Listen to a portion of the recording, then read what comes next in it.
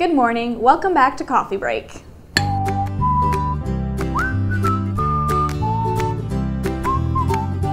Today we're launching another new little series, and this is for all of our authors out there who are scared of social media. So this is Social Media 101. So Anna, why is it important for people to use social media? Well, honestly, it's the best way to reach readers and fans and keep you kind of in their minds and let them know about new stuff that's going on so that they'll buy your new book. No, that's true. I mean, as a reader, I love stalking my favorite authors on the internet.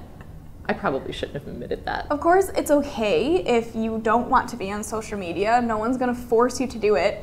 But you can't really plan on being the exception to the rule. I mean, go ahead and don't be on, but you might suffer from that. Before we start, one caveat. These are all general guidelines. Of course, there are exceptions to them, but these are just guidelines, rules, whatever that we've found are helpful. Right. So then on some general ideas like, I don't know, content. What do you post exactly? Does it always have to be about your books or?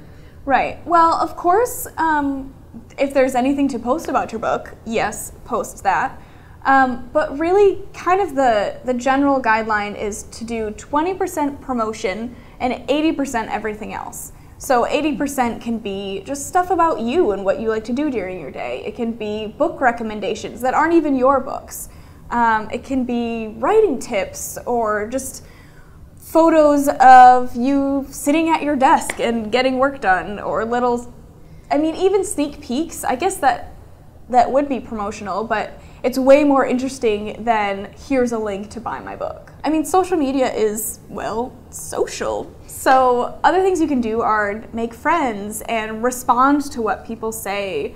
You can start conversations and just have discussions about topics you care about. Mm-hmm. I love when I see like my favorite writers and celebrities like hanging out and then they'll post a picture of it online. I'm like, yeah, I just want to be in the middle of that. They know each other. Exactly. And it's especially fun when like they also sort of like fanboy about meeting each other. Yes, I love that. It's like you're both equally famous. How are you both thrown off by this? And like I'm fangirling about the fact that they're fawning over each other, and it's great. So, and that really gets down to a reason to be on social media is so that your fans see you, as a real person. And I think that's one of the most important things you can do with social media is just be yourself. Mm-hmm. I mean, I think fans are like Holden Caulfield. They have a very low tolerance for phonies. They're going to know if you're not being honest. Definitely. At the same time, it's also important to be respectful and have self-control. Everyone has heard a social media debacle. There are people that you will never forget because of the one bad thing they did online.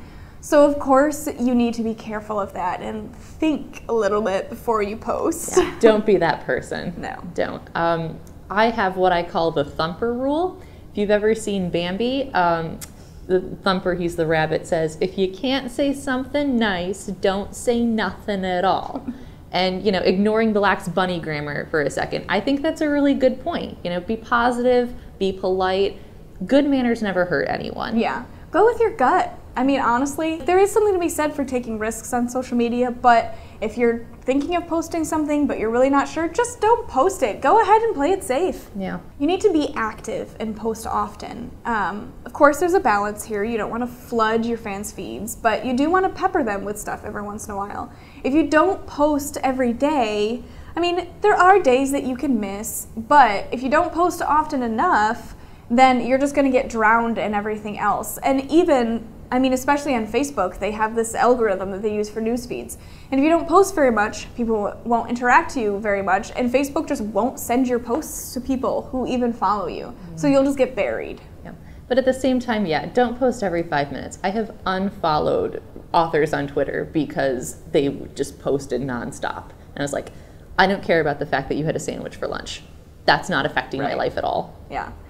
Everything needs to have a balance. Yes. I think the most important thing is just to have fun with it. Enjoy yourself. Yeah. The more comfortable you get, the more all of these rules will just become second nature, and you'll spend more time communicating and getting to know your fans and less time worrying about it. Mm-hmm. So if you have any questions about social media that we haven't answered, please please let us know and we'll do our best to respond. I'll also be putting a link down here to a document on our website that lays out in more detail all of these guidelines, including everything else that we'll be talking about in this series if you want to jump ahead.